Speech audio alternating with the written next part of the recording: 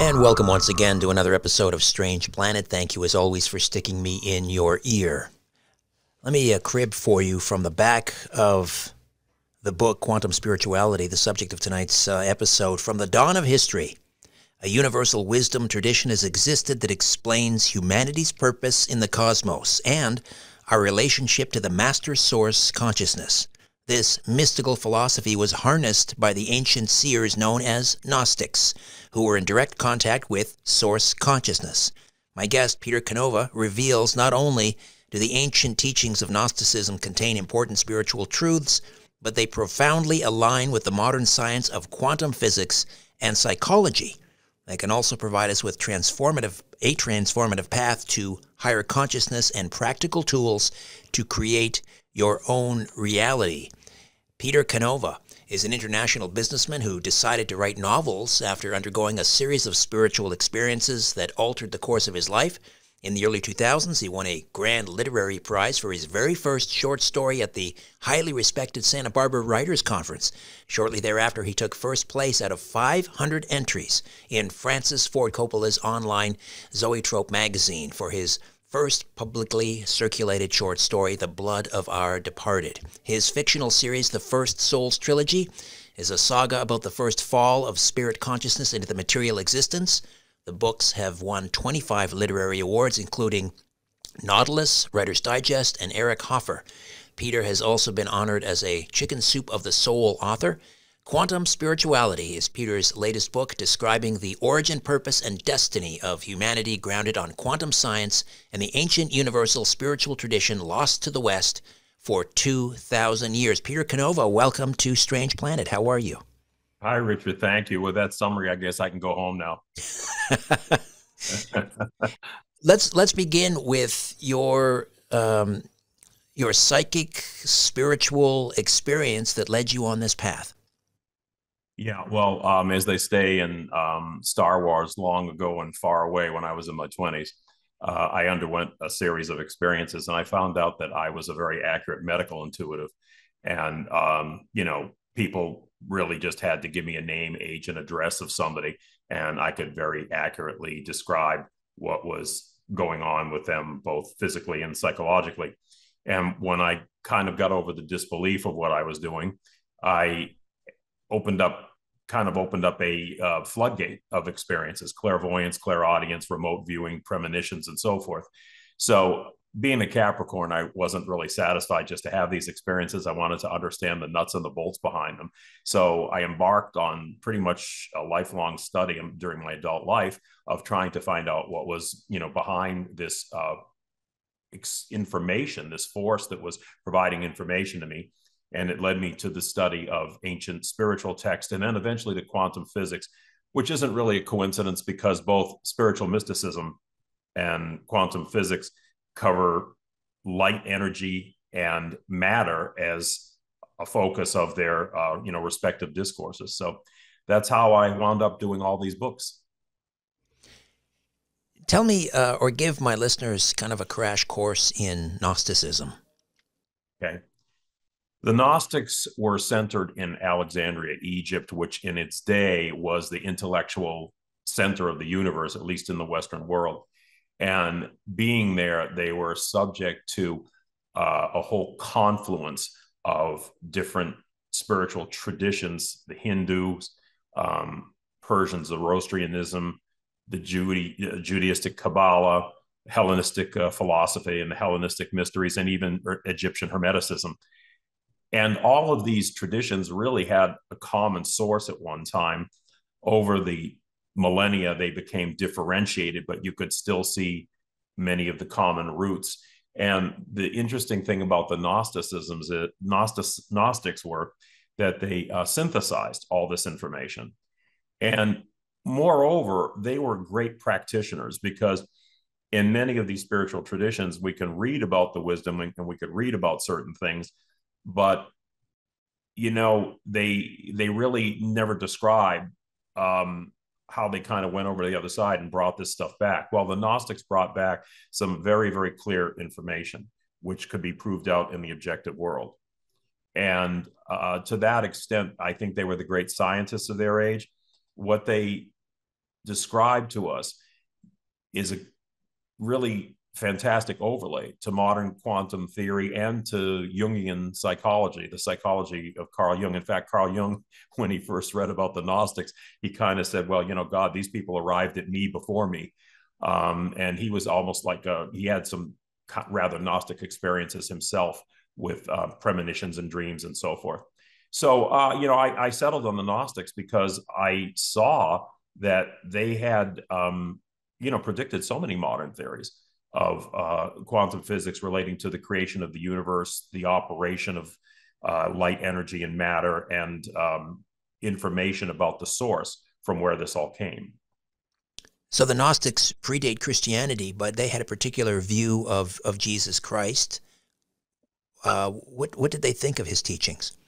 Yeah, it's very interesting. They did predate Christianity, but they also became the first Christians because they recognized in Jesus of Nazareth that he was teaching a Gnostic teaching. Now, we know from the Bible, it says right in all of the Synoptic Gospels that Jesus had two teachings. That one was for the parables. It said something, I'm paraphrasing now, but unto the disciples he gave the keys to the kingdom of heaven, and unto those, without he gave parables. We also have further evidence from early church fathers like Clement of Alexandria and Origen, both of whom were early Christian bishops in Alexandria, who confirm that Jesus had a secret teaching that it was mostly imparted orally and it wasn't given out freely because they were afraid that the masses would misunderstand it and it would be bastardized.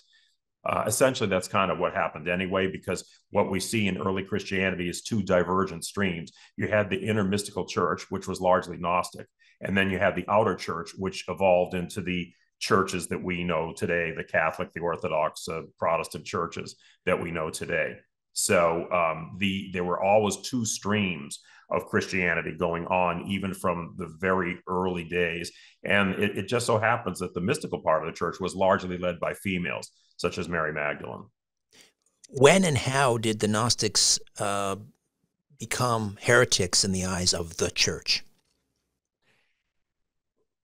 Well, I think probably over the course of the 2nd century after the death of Christ, they were all going to, at some point, they were all attending sort of one church. They were sort of one church, but you could see where the divergence would come from, because essentially the message of the Gnostics was that, unlike the Orthodox view of God and creation, which was that we are something separate from the creator. We're kind of like these wind-up dolls that were a separate creation, sort of like, well, think of Geppetto and Pinocchio, right? Geppetto created Pinocchio. Pinocchio was something separate from Geppetto. Geppetto was the creator. Pinocchio was the created.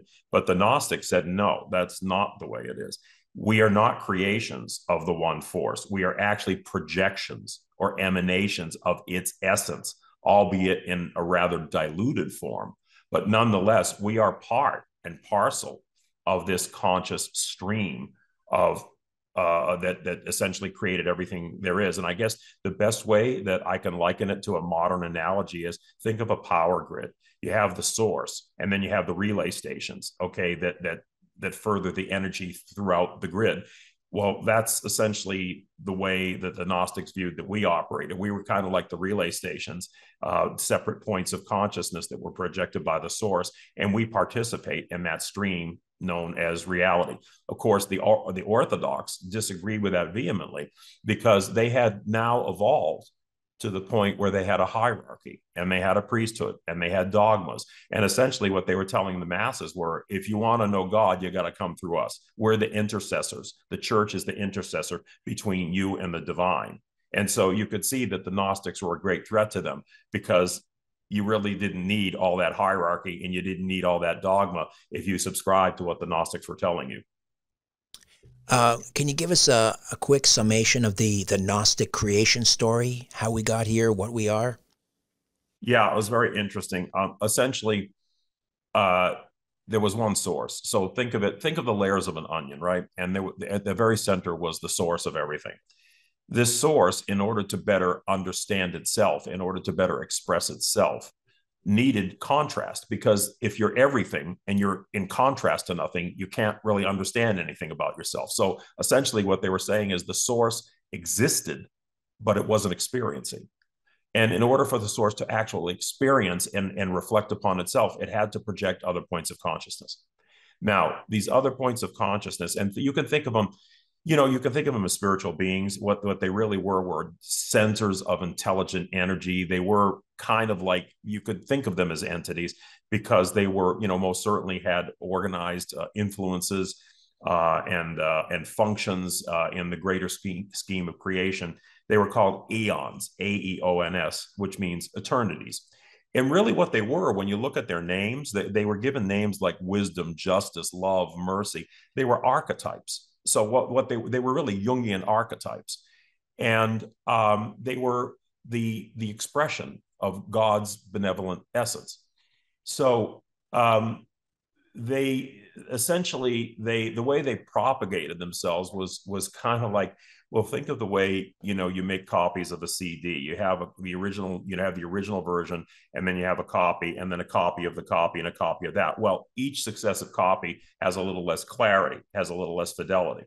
So this is the way that the Gnostics said that creation proceeded, because each of these eons, which became separate dimensions in and of themselves, dimensions of existence, were a little bit more and more diluted in their consciousness, a little bit more ignorant of the central consciousness itself. But they knew themselves to be themselves, but they knew themselves to be part of God. But they could never attain the supreme consciousness of the one, because if they did, they'd just be reabsorbed back into that. They wouldn't be individuals anymore. So the youngest of these projections was called Sophia. And Sophia in Greek means wisdom. And that's the reason why we don't really recognize her prominence in the Bible, especially in the Old Testament. Wisdom is mentioned throughout in the book of Job and the book of Proverbs. She says that I was there from the beginning. I am coterminous with the one. She was, a very close essence of the one.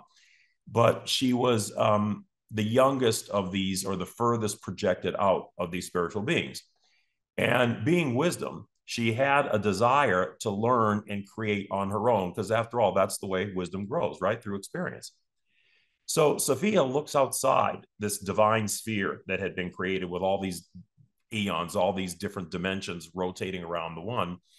And she looks out into something called chaos. Now, that's very interesting, because modern chaos theory is very closely related to the quantum field theory, or quantum foam. Essentially, what science is telling us is that everything at its essence is not matter, it's energy. And there is energy that is in potential, that's unformed, and you'll have virtual particles in that field, right? So Sophia projects herself into this area called chaos. She essentially projects her essence into chaos, into the quantum field. And lo and behold, something very strange happens. There was something in the quantum field, in the chaos, called proto-matter. Now, think about that for a second. Very sophisticated for its age, which means that which exists before matter. What they were talking about were virtual particles in this quantum field.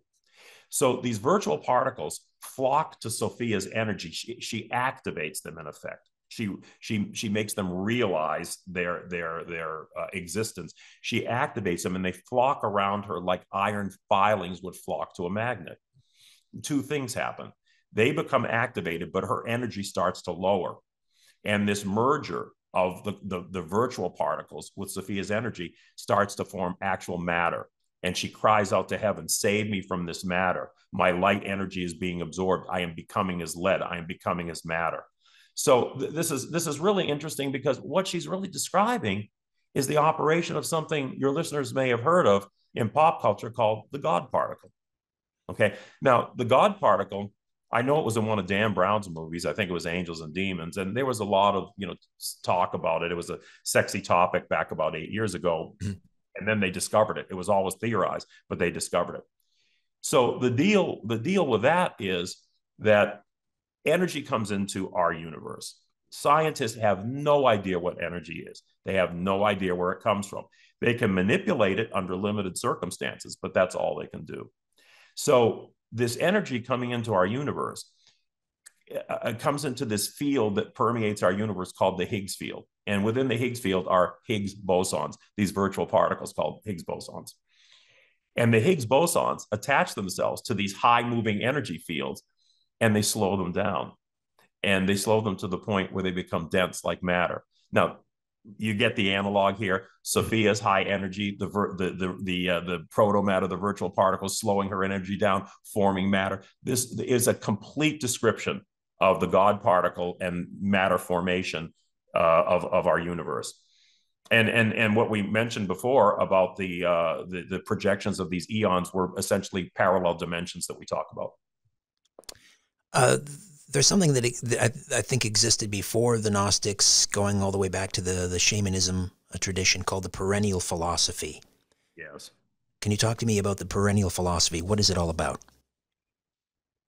Well, much of Gnosticism really is about the perennial philosophy. I mean, essentially the perennial philosophy said there is one force that has created everything in the universe, that one force expresses itself through the vehicle of light energy, that light energy manifests as everything we know, including the human soul and including human consciousness.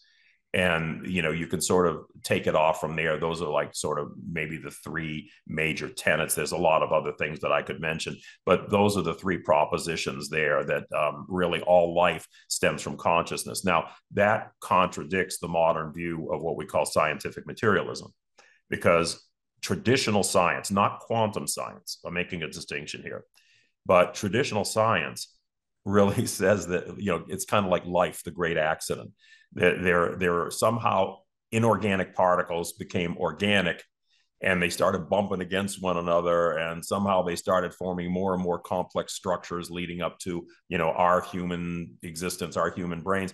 But it's all BS, because it's based on things that are not provable, and they love to not talk about things that aren't provable, like consciousness, and yet their basic theory of existence is not provable. And moreover, it makes no logical sense of how inorganic matter all of a sudden, you know, became organic. What makes a lot more sense, instead of this bottom-up view of how creation just happened by accident, is the top-down view that everything started from consciousness and proceeded downward from there, where spirit intelligence decided to express itself through various spheres or parallel dimensions of creation, right on down to our level, which is spirit energy in material forms. We're going to take a quick time out, Peter. When we come back, we'll continue to delve into quantum spirituality and talk a little bit more about the nature of consciousness, the nature of reality as seen by the Gnostics. Back with more in a moment. Don't go away. Hi there. If you want to watch the rest of these episodes, please head over to my Rumble channel, Richard Syrett's Strange Planet. You can watch complete episodes there. New, complete, unedited episodes drop every Monday, Wednesday, and Friday. Again, the Rumble channel is Richard Syrett's Strange Planet. In the meantime, I want to thank you for supporting this YouTube channel all of these years. However, the problem is I never know when I'm going to run afoul of the censors at YouTube. I never know when I'm going to end up in YouTube jail. There doesn't seem to be any rhyme or reason. And in fact, 2 more strikes and this YouTube channel will be taken down altogether. So help me fight big tech censorship, enjoy the complete unedited episodes, and join the rest of the Strange Planet community over on Rumble. Again, Richard Syrett's Strange Planet on rumble.com. See you over there.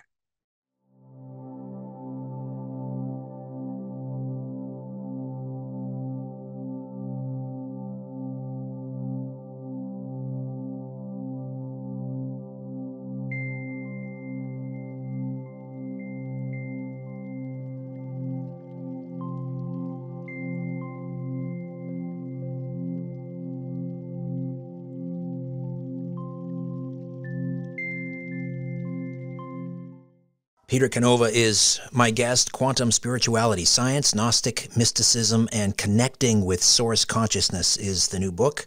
A foreword by James Redfield, who's the author of the wildly popular The Celestine Prophecy. Was this a Gnostic? Talk to me about the Gnostics' view of the nature of reality. There's something in the book about our 3D reality is not independent. It's not an objective. It's or independent of our objective experiences and observations of reality. Right. Well, what you're talking about is a holographic universe theory, or the fact that we live in a simulated reality, which is gaining a lot of traction now. In fact, recently you have people like Elon Musk talking about it, although his conception of it is a little bit different from what the Gnostics were saying. But essentially, the Gnostic view of reality was that we're living in an illusion, that in essence, we think that we're these material creatures and that, reality ends at the boundaries of our skin. Whereas the Gnostics were saying, no, we're sort of maybe the tail end of a much greater and deeper reality. We're like the tip of the iceberg. And what lies at the base of the pyramid is much broader and much more detailed, probably operating through various dimensions, various parallel dimensions of consciousness, because that's how they view dimensions. Dimensions to the Gnostics were not spaces or places; they were vibrations or frequencies of consciousness. So essentially, the Gnostic view was that consciousness descended through various layers, which would have been, what you would call of limitation, in order to have different types of experience. And we, very well may be sort of the bottom rung here of that limitation. And again, the necessity for the limitation goes part and parcel with the whole idea of experiencing individuality, because it's only by a limitation of the supreme consciousness that we can view ourselves as something individual and apart from that supreme consciousness. So right there, it's a smoke and mirror game. It's what the Hindus call Maya, or illusion. But in actuality, we are more like a projection of a deeper reality from somewhere else. Now, the way this ties in to modern quantum physics is this.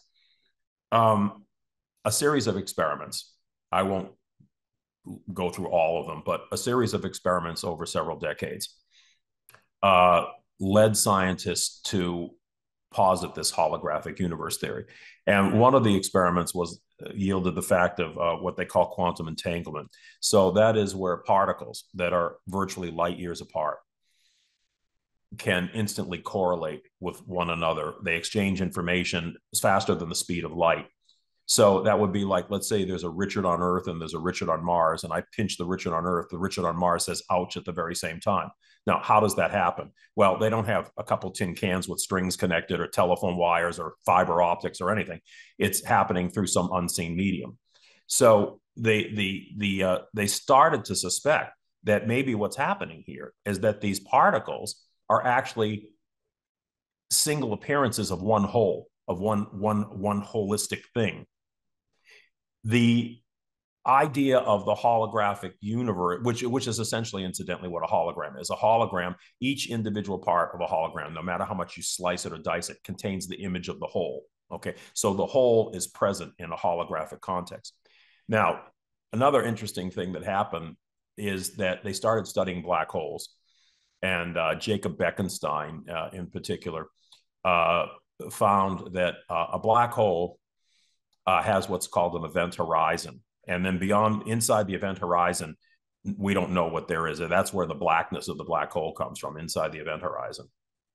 But the information that makes up a black hole, and incidentally, I have to footnote this, information in the modern scientific context essentially means everything that makes something. So it's almost like a kind of algorithm that gives different shape and forms to all the appearances in the universe. So for instance, you, me, we all have these sort of algorithms or information that is conveyed by energetic means that gives us the forms and appearances we have. So what they found out about a black hole was that the information that makes up a black hole, you would think it's inside the black hole, right? But no, it's not. It's on the outside of the black hole. It's on the event horizon, and it's two-dimensional, and it's projected inward to form the three-dimensional information of the black hole. Now, to give a more easily understandable example, let's say there's a bucket, and Inside the bucket is our universe. And our universe, incidentally, does have boundaries, okay? So it's not implausible to picture the universe inside a bucket. But let's say, we think that the information that makes up the universe, our world, the stars, the galaxies, and everything else, we would think of that information as being inside the bucket, but it's not. It's outside on the skin of the bucket. It's in two-dimensional sheets or film sheets that they call Planck lengths. Again, I don't want to get too complicated here, but they're projected inward and they form the 3D reality of our universe. So essentially, with all these things starting to add up to indicate to us that what the Gnostics were saying, which is that we live in kind of a virtual simulation and we're like a dream projection within what we view is the material world. And yet there's a deeper energetic world that is not material as we know it, that underlies all this activity. It almost sounds like it's not only a holographic universe, it's a digital holographic universe. Could be. Could be. So how do we, first of all, this is, as you point out in the book, it's very timely because Carl Jung talked about this as well, that if we don't see ourselves as, as part of something greater, a source consciousness, then we have this, and we have this separateness, which is a result of, I guess, dualism and materialism and so forth. We tend to organize ourselves in sort of totalitarian regimes. We tend to lean towards authoritarianism. Can you kind of walk us through that? Well, what I really think it boils down to is that once you better understand the nature of consciousness, you're getting information from the source and you're less susceptible to take it on faith from somebody else. So when I do my talks, for instance, public speaking, I'll often say to the audience right off the bat, don't believe a damn thing I'm going to tell you. And they sit there kind of, saying, well, what I pay to come here for, but what I mean by that is I'm not telling them don't listen to what I say or don't consider what I say. But what I'm saying is don't take everything as an article of faith when I'm telling you, because the place that you want to be is where you can derive your own direct experience from the source. And then, you know the truth of it. Now, there's 4 elements that you come into play here, at least in my view. And that is faith, belief, knowledge, and revelation. So faith would be the lowest rung on the ladder, because essentially faith is something that, you take for granted, that you've heard or read or somebody else has told you. So, if you were like a novice to the world and somebody told you that water burns, you might believe them, and let's say you read in a book somewhere that water burns. Okay, well, we all know that's not true, but when you stick your hand in the water, you know the truth, right? That's direct experience. But it goes to show you that faith and even knowledge and then beliefs, the beliefs that you develop out of that faith and knowledge, can be wrong. They're not necessarily right. But there's a higher form of knowledge, which is what the Gnostics dealt with. The Gnostics dealt with knowledge through direct experience, not book-learned knowledge. They would revere, the writings of the sages. They would view that as one of the ways, that you could essentially experience the divine. The 3 things that they said were, it would be the sacred writings, from which you would derive knowledge, from nature, observation of nature, and then direct experience with the divine itself. But all these paths could lead to direct knowledge. So it's not like they disrespected book knowledge, but they felt that there was a higher form of knowledge, which was knowledge that would lead one to actually have experiences with the divine. And then once you had that knowledge, that's called revelation. That's the highest form of understanding. So once we reach that point, we're less susceptible to take at face value the things that others tell us to lead us, who may have agendas or, whatever the case may be. We actually learn to think and understand the world for ourselves. Is part of that tendency to towards authoritarianism or tyrannical behavior, the quest to fill this void because of the separateness that we have? So instead of, agape, which you mentioned, which is a word we use around here a lot because this is a Greek household, this higher understanding of love, that we have to fill that void with something. And so we tend to fill it with power, greed, the accumulation of, material wealth. And that tends to lead us towards, brutish behavior. Well, the Gnostics always said that from the very existence, from the very beginning of creation, there was a force of opposition. And it was there by necessity originally, because the force of opposition essentially was the free will. In other words, you had to have a contrasting or opposing view to being in harmony with the source. But in order to exercise free will, you had to make the choice to exercise your own will versus the will of the one, and that was again wrapped up with individuality. So at the highest levels of creation, opposition was there in order to allow free choice or free will. When you get down into the lower levels of creation, the lower planes of consciousness, it takes on more unsavory characteristics. And essentially, what it really is about control, about people wanting to exert power and control. And the Gnostics had a whole set of lower quasi spiritual beings, what they called archons. And these archons were essentially responsible for many of the baser influences on humanity. They fed off of negative human emotions. And there's analogs like, I think Castaneda talked about flyers, and other people have talked about shadows and these kinds of beings. But what it really boils down to is various forms of control. There are powers in this world that thrive off of control. Now, we see it happening, unfortunately, right here in our country. And I think it's really a shame what's going on, because I used to say many years ago that if fascism comes to this country, it's not going to come like it did in Germany, okay, through some right-wing movement. It's going to come under the banner of brotherhood, equality, and fraternity, and it's going to be used as a control mechanism. And lo and behold, what do we have today? We have people running around here spouting out all this woke stuff, as if they have the moral high ground. But the practical results of that are they want to shut you up with political correctness. They want to cancel you if you have an opposing point of view. And they want to make one standard the standard of everybody, which essentially is what happened in communist China and what happened in Russia. Okay. So, and yet they've duped so many people into thinking that if they subscribe to these things, they're doing good. They can feel good about themselves. They're not this and they're not that. And the result is division. What it's done, it's divided us up into smaller and smaller and smaller groups that we identify with, instead of the agape that you talked about, which is expansive and understands the unity of creation. They've divided us up into little interest groups that they pit against one another politically and socially and otherwise. And we become a divided country. I love Dr. Martin Luther King and his vision, but the way things have evolved right now, we're anything but a colorblind society. We're a color conscious society. And we seem to be more separated, than ever. It's like, aren't we all Americans? No, we're this or we're that, we're this group or that group. It's all identity politics. These are control mechanisms that are used, and they become effective when people forget to put our true unity above all that division.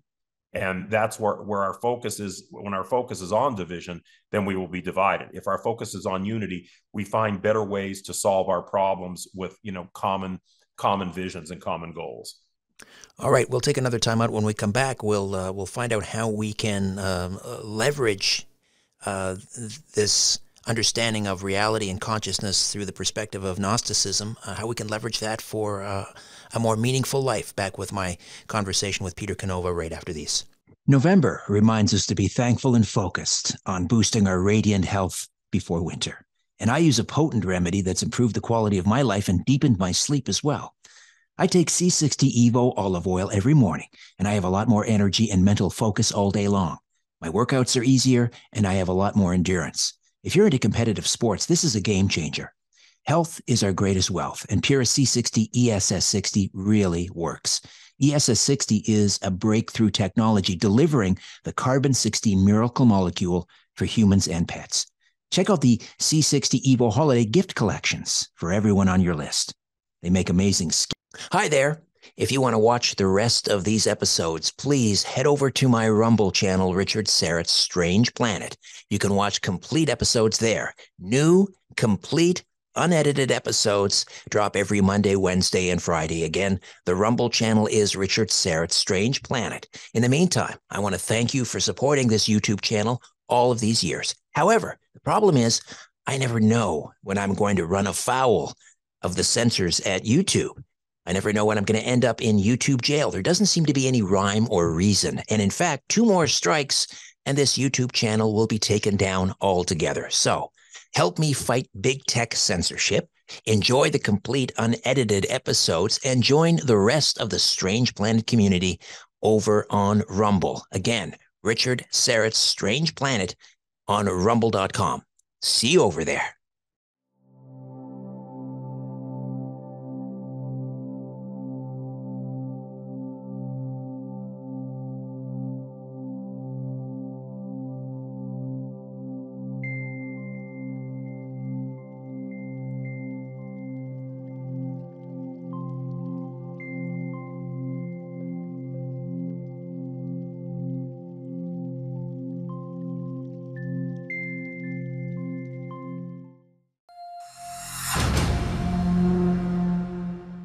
And welcome once again to another edition of Strange Planet. Thanks as always for sticking me in your ear. And if you want to get deeper into Strange Planet, you might want to think about becoming a premium subscriber.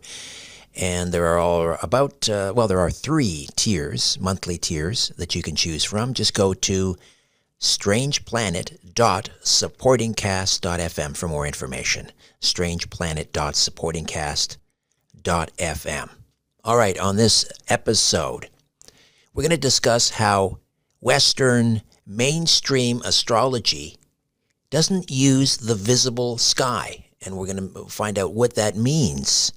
We're going to talk about the hidden flaws in mainstream astrology and the significance of using the visible sky in astrology, which I always assumed was the method, using the visible sky. But we're going to get into this and explore something called Sidereal Astrology. Athen Chimenti is an astrologer, educator, leading expert in the field of true sidereal astrology. He's dedicated to spreading the word about true sidereal and how powerful it is at bringing clarity and direction to people's lives. Athen has helped more than 5,000 people around the world gain clarity through his astrology readings. He's taught more than 100 astrologies to become professionals in the, or astrologers rather, to become professionals in the field, and thousands more through his video course. Athen Chimenti, welcome to Strange Planet. How are you? Hey, Richard. Very good. Thanks again for having me on. It's great to be here. My pleasure. So I'm going to get you to define some terms. First of all, when we think of mainstream astrology, this is, I guess, what we inherited from the Babylonians around 500 BC. Is that a fair assessment? That's what mainstream astrology is based on? Yeah, that is a fair assessment. The only difference is that the sky has changed since then. And so with Western mainstream, they're still using that system. Yeah, now the sky is different. And so the signs are about a full sign different. Right. So someone who might think they're a Leo is actually a Cancer and so forth. Right. So when you say the sky is different, we're talking about, is this the precession of the equinox so that, well, how does that work exactly? When you say the sky is different, what do you mean? Yeah, exactly. It's precession. So according to modern scientists, the Earth is doing a sort of wobble like a top. Yes. And this wobble is extremely slow. So it's about 26,000 years to do one full wobble. But that's essentially going through the entire zodiac, or doing one 360-degree turn every 26,000 years. So what that means is that the sun basically doesn't return to the same point in the sky every year. So With Western and mainstream, you know how they have the sun sign dates, and it's like if you're born on such and such date, then you're a Leo or whatever the sign is, and it stays consistent. So rewind 2,000 years ago, and that is where everything was. Okay, the way they say it is now with the season. So right at the spring equinox, it was the beginning of Aries. Same exact way it is now. The only problem is that because of precession, that change, although being very subtle, but we're talking 2,000 years. So it changes by about 1 degree every 72 years. And so where we're at now is about a 24-degree difference. But in astrological terms, this is almost a full sign. And if you're using the actual size of the constellations, we're actually talking about 2 signs sometimes. So there can be quite a difference now. Right. So the 12 astrological signs are divided equally, like 30 degrees, although that's not entirely accurate, right? Because some constellations are bigger. They might be 45 degrees. Some are smaller than 30 degrees. They might be, 20 degrees. I mean, didn't the Babylonians sort of set this system up for failure, for lack of a better term, by oversimplifying it? Well, see, here's the catch, is that the Babylonians, their intention wasn't to use this simplified zodiac for astrology. Their intention was to use it for calendars and clocks. So if you're dealing with a calendar with 30 days a month or whatever it is, and you're dealing with a clock, it needs to be even degrees. The problem is that for astrology, much like astronomy, we should be more concerned with where everything actually is, versus this simplified system, which does work better for calendars and clocks, but not necessarily for seeing exactly where the planets are. Right. So they were more interested in the seasons, obviously for agriculture, for, I don't know, maybe things like travel, because you want to travel not in the rainy season. You want to travel when it's dry and the roads are navigable and so forth. Yeah, exactly. Yeah. So just so I understand, when most people, they open up the newspaper to the astrology page and they're getting a very basic astrological reading there based on their sign, that's a sun sign, meaning, so I'm a Capricorn. That means when the sun is in the constellation Capricorn, that's when it's supposed to have this effect, correct? Right. So it's suggesting that everyone born during that time is going to have certain qualities of that time period. And so they're essentially, with mainstream, they're using the seasons. And in a sense, it still is accurate if you believe that if you're born during a certain time of the season, you're going to exhibit certain qualities. Okay. But it isn't where the sun actually was when you were born. So what's your birthday? January 12. January 12. Okay, so the sun was actually in the constellation of Sagittarius when you were born, which makes a lot of sense for someone with a podcast and what I know a little about you. So does that mean I'm not a Capricorn? Based on the sidereal system of astrology, I'm not a Capricorn, I'm a Sagittarius? That's correct. The sun was actually in the constellation of Sagittarius when you were born. Wow. So what percentage of, let's just take people in the West, North America. Do you have any data, like what percentage of people that subscribe to astrology are following the mainstream astrology versus sidereal? Right. So here's where it depends on if we're talking about the West or the East. Because to give credit where credit's due, in India, they are still practicing a form of sidereal. So they're using still the even 30 degrees sidereal, like we were saying that, we can simplify them by making them 30 degrees. So they're not using, well, not with the main signs, they're not using the actual size, but it still matches up much closer than in the West. So there's different layers, right? So we have Western tropical. That's in the West. I would say that's probably at least, in terms of people, like if you consider horoscopes and stuff, probably 98%. Okay. That's in the West. But then in the East, like in India, they're primarily practicing their form of sidereal. So it depends on, of course, where you are in the world, But in the West, yeah, it's a ridiculous number, something like 98%. And like you said, most of us in the West think that that's where the sun was when we were born. We just assume that, obviously, because it's our sun sign, right? But most people don't know. And that statistic's, really high up there too. I would say probably like close to that 90 something still. Most assume that it's where, the sun was when they were born, or any of the other planets for that matter. And yet, for those people who subscribe to Western tropical or mainstream astrology, they would say, well, it works, it matches. My attributes match what a Capricorn is, and therefore it must be true. So what's at play there? Is that just like mass consciousness that's influencing it rather than the stars? Yeah, we could say that. I mean, there's a lot of theories. But like I said, I still find it accurate because it's still a seasonal system. So it's under the idea that if, because it matches perfectly with the seasons, that's where they've pegged it. Spring equinox is the beginning of the zodiac in the Western tropical.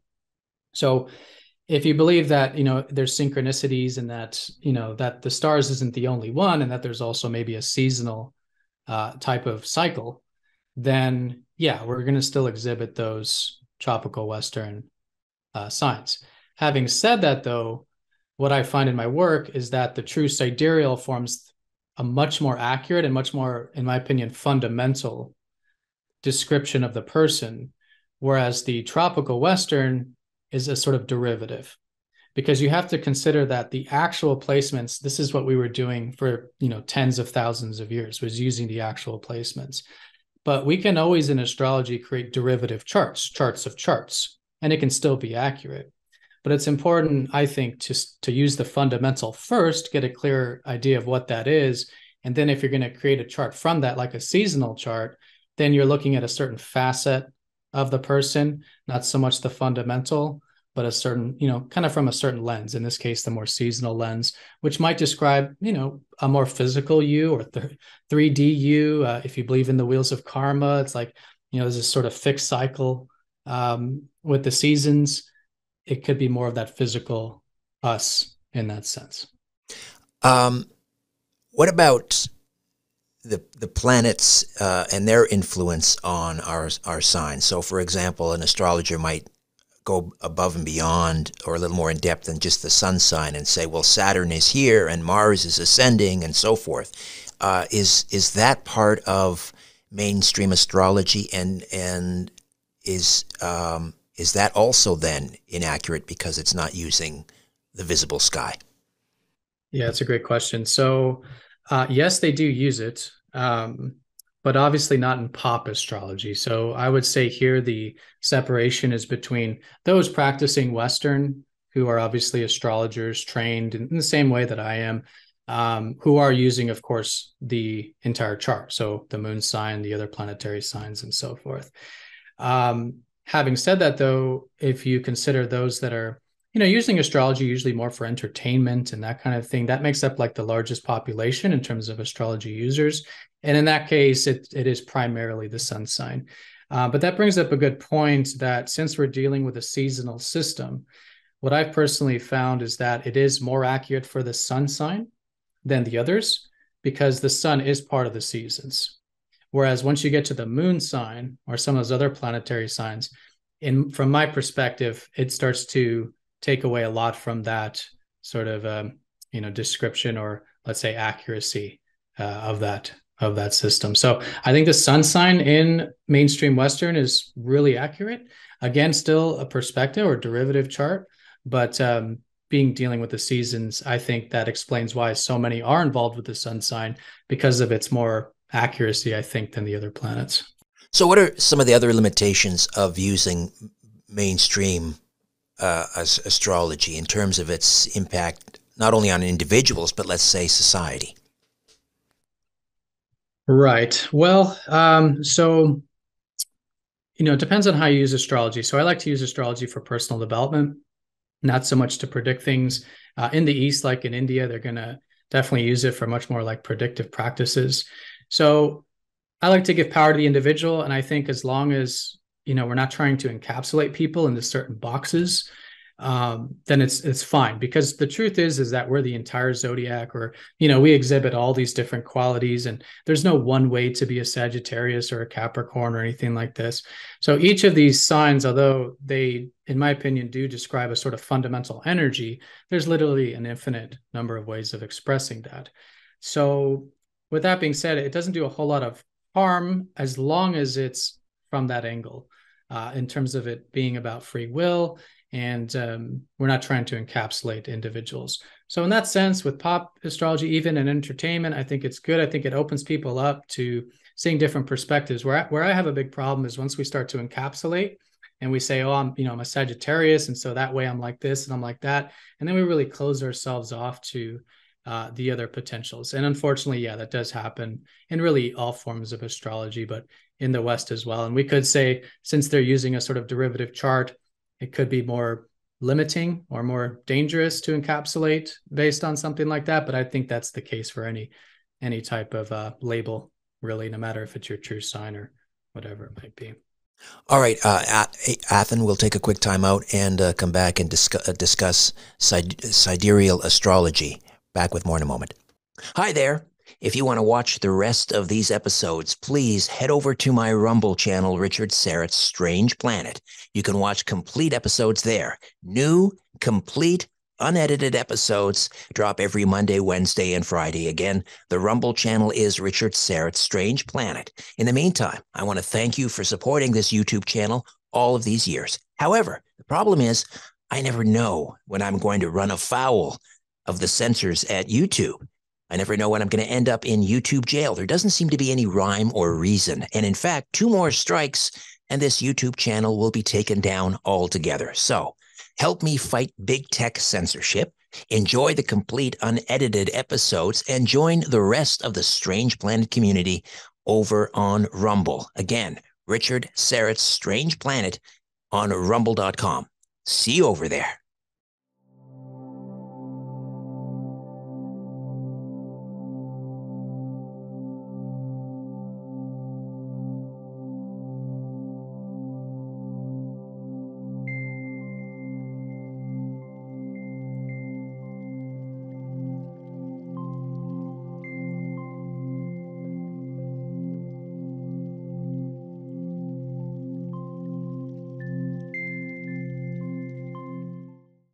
Athen Chimenti is here. The website is masteringthezodiac.com. Masteringthezodiac.com. The link is in the episode description. He's an astrologer, educator, leading expert in the field of true sidereal astrology. So we've been talking a lot about mainstream astrology, or Western pop astrology, or tropical astrology, if you wish. Now we're going to contrast that with sidereal astrology. So that means using the visible sky, which sounds pretty obvious. You look up, you look at, what constellations are visible. So let's just get into how that works. Yeah, exactly. So we're doing our best to, reflect that. Obviously, there's a lot of subjective interpretation in terms of where do the constellations actually begin and end. Because if you do look up at the sky, there's no lines and divisions between them. And then there's even questions of, is this star really part of this constellation, or is it part of the other one? So that's where it's important, I think, especially with this system, to give, again, more variance and not to encapsulate things too much.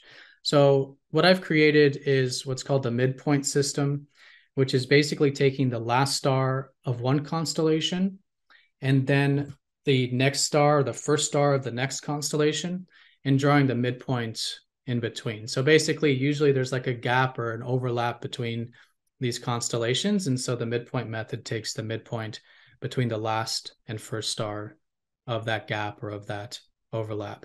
So it's been great. We've seen a lot of accuracy with it.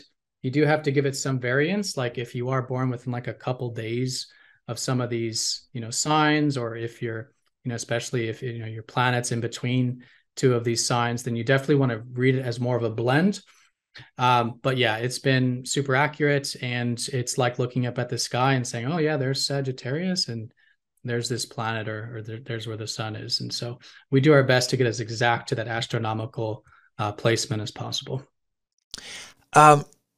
what is the, I guess this is kind of a foundational question, and it would apply to either mainstream astrology or sidereal, but the theory behind how these celestial bodies impact us here on Earth. So, for example, if we're looking at the visible sky, and we have, which is getting increasingly difficult to do if you live in an urban area because of light pollution and so forth, and then we have people who just spend most of their time indoors staring at screens rather than, like our ancestors, gathering around a campfire and looking up. That was their TV back then, looking up at the night sky. So given that the night sky isn't always available to us for various reasons, how does it impact us psychologically, emotionally? Right. So I personally don't believe that the planets are having like some sort of effect on us, like you might think in like Newtonian physics. Newtonian physics, the idea that it's like cause and effect. What I think is going on with the astrology and why a lot of us find it so accurate is because it's just simply telling us what time it is. And much like the seasons or really any other cycle, if you believe that it's possible that the universe or the galaxy or again the solar system is operating within a cycle, then all the planets are doing is just telling us what time it is. So our ancestors have looked and said, oh, when Jupiter goes in front of this particular part of the sky, such and such things happen. So I don't believe that it's Jupiter or that constellation that's having like some Newtonian effect on us, as much as we've just noticed these patterns. And much like a clock, we're able to tell what time it is. Now, that this requires a sort of belief that, everything's somewhat interconnected, quantum physics or whatever the belief is. But if you do believe that we might be part of a larger cycle and that all these pieces of the cycle are interconnected, then to me, that's what explains why astrology works, because all it is just a timekeeping tool. That's all it is. And so the ancestors, it's really the only clock we've ever had, the only real clock we've ever had. So we've just noticed those patterns. Our ancestors noticed those patterns and they took notes, they told stories, myths, allegories, and used it to sort of live more in sync, with that, with those cycles at those times. And again, I think that's the best way of using astrology anyways, not to predict things, but to live more in accordance with nature and again, where we're at in these cycles. Not to predict things, although, many astrologers use it to do precisely that, to predict things. What is the, is there a danger? Do you think it's folly to try and predict things using sidereal astrology or even mainstream astrology? Well, it depends on the belief. If you believe that we're living in a very predetermined universe where everything's already been predetermined, in that case, and that is the primary belief over in India. So their astrology, for example, is very predetermined and like very hard and fast rules about this will happen at this time when this happens. But if you're more inclined to believe that maybe it's a mix of both, that there is obviously predetermined elements, like we can predict cycles, the seasons or whatever it is, but then within those seasons or within the weather, we have a sort of free will. That's how I like to approach it. So I like to approach astrology more from like the forecasting the weather. So, we can get pretty good at forecasting the weather, but what we do in the weather is really up to us. Obviously certain things are more conducive at certain times. If it's raining outside, maybe that's a better time to, go indoors and read a book or do some studying. If it's sunny, go play some sports. But you can still play those sports in the rain, and you can still be inside when it's sunny. So it's more of like predicting the weather, and it can become quite accurate in the sense of, okay, it's going to be maybe a bit rainy or a bit sunny. But again, what we do during that time is really the free will part of it, in my opinion. And certainly we can use astrology to say, hey, if it is raining, yeah, maybe it is better for these kinds of activities. And if it is sunny, maybe it's better for these other ones. And again, that helps us live a little bit more in accordance with the nature. So I think astrology more is certainly predictive, but more in the sense of predicting the weather and more in the sense of predicting it in terms of probabilities, not absolute certainties, I think is a very important way to approach it. if you're moving around a little bit, people travel north, south, east, west, but if you're traveling north, south, you're above the equator half the year, and then you're down below the equator, so the night sky, the visible sky, is very different. Does that mean that, I mean, if you're following the sky very closely and so forth, does that mean that you have to adjust? Let's say I were to call you and I was down in Argentina or something. I'm south of the equator, and I want a reading.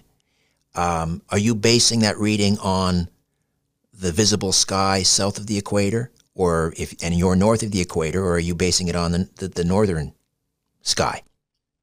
No, it's the same for regardless of where you are, so long as you're not trying to get specific to within hours. Because if you're trying to get within hours, obviously then, see, what's really changing the sky the most is the rotation of the sky. So what might be like what might be Cancer rising for someone in the US at that exact point in time, might be a Capricorn rising halfway across the world. So, but that's only, the planets are going to be in the same positions, right? So the moon's going to be wherever it is for everybody. So maybe we'll see the moon at certain times of the day or nights, depending. But that's going to be in the same spot. So the only thing that changes is that rotation, which is hourly. So as long as you're not trying to get something predicted within like hours, then it's like, the same for that day. It's just going to be maybe visible at certain times of that day for different people around the world.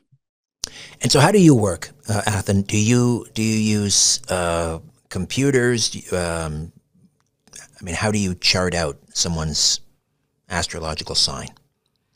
Yeah, so thanks to technology, because, and I think that's a big reason why we're just now using true sidereal, because as you can imagine, it's much more difficult to take into account precession. For example, like the Vedics, the Indian astrologers, they do have a method of doing this. But when you are factoring in the actual size of the constellations, you're trying to get as close to that precession as possible. It really is difficult. So thanks to technology, and really the fact that now you can take a smartphone or a planetarium software and look up at that visible sky and see exactly what it's like. In fact, that's how I really started my work. Is I started just like most other Western astrologers using the so-called placements, the Western tropical system. And I always knew about sidereal, but it wasn't until I took my smartphone and there was supposed to be like a full moon in Gemini, and it was actually in Taurus, when I saw it visibly with my eyes, that it really hit me.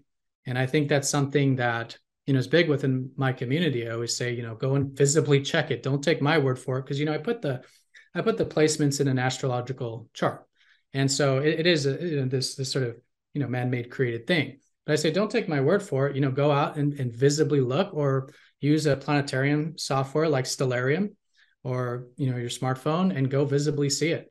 And use that. So thankfully for technology, it's much, much easier not only to make these calculations, but really for the everyday person to have more of a connection really to that sky. Because like you said, with light pollution and just spending so much time indoors now, we've really lost that connection. And I think especially the past 100 years, 200 years, we've really lost that connection. But thanks to technology, we can use technology to help us sync up more with nature now. And I think that's really happening globally, is more of that, healthy way of using technology that's more in touch with nature. And I think this is one of the ways we can certainly do that.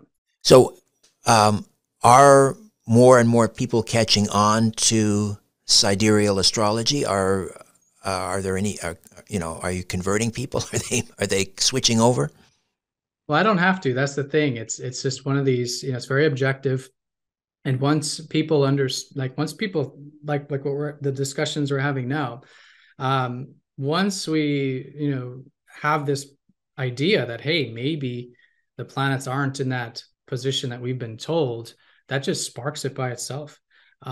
Even when I started, there was already a huge uptrend, in this. There's obviously that trend is continuing. And certainly, yeah, having these discussions, I have YouTube videos, but I'm not the only one. Obviously, it's word of mouth. those that have other readings or from other astrologers or whatever figure it out, and they pass it on to their friends and stuff. So yeah, you can search the Google Trends and really see this sidereal starting to take off more and more. Is there a sort of a debate? I mean, does it get contested, like between the devotees of mainstream Western astrology and sidereal astrology? Is there like a lot of back and forth and so forth in terms of debate? Yeah, and it can get pretty heated as well. So again, that back and forth has already been there between the West and the East, because again, in the East, they've been using their version of sidereal this whole time. And then, of course, because of that, there's been a lot of Westerners who used that more even 30-degree form of sidereal. But yeah, with the true sidereal, it's like we're kind of in between camps here. So the Westerns astrologers obviously, don't gravitate towards it like the real firm ones, are really firm in their system. And then, of course, even the Indians as well, the Vedic astrologers, because they have their 30-degree system. So we're really the black sheep, I think, in this whole thing. But I think it is coming together, and I like to think of it as like uniting the two halves, and I think with the world, it's just becoming more united. I do firmly believe that the future of astrology will be something that combines these two systems. And yeah, I really think it's going to be the true sidereal, but we're talking hundreds of years, obviously, beyond my lifetime. But I think that's where things are headed. Athen Chimenti, astrologer, educator, expert in the field of true sidereal astrology. Back with more in a moment. Hi there. If you want to watch the rest of these episodes, please head over to my Rumble channel, Richard Syrett's Strange Planet. You can watch complete episodes there. New, complete, unedited episodes drop every Monday, Wednesday, and Friday. Again, the Rumble channel is Richard Syrett's Strange Planet. In the meantime, I want to thank you for supporting this YouTube channel all of these years. However, the problem is I never know when I'm going to run afoul of the censors at YouTube. I never know when I'm going to end up in YouTube jail. There doesn't seem to be any rhyme or reason. And in fact, 2 more strikes and this YouTube channel will be taken down altogether. So help me fight big tech censorship, enjoy the complete unedited episodes, and join the rest of the Strange Planet community over on Rumble. Again, Richard Syrett's Strange Planet on rumble.com. See you over there.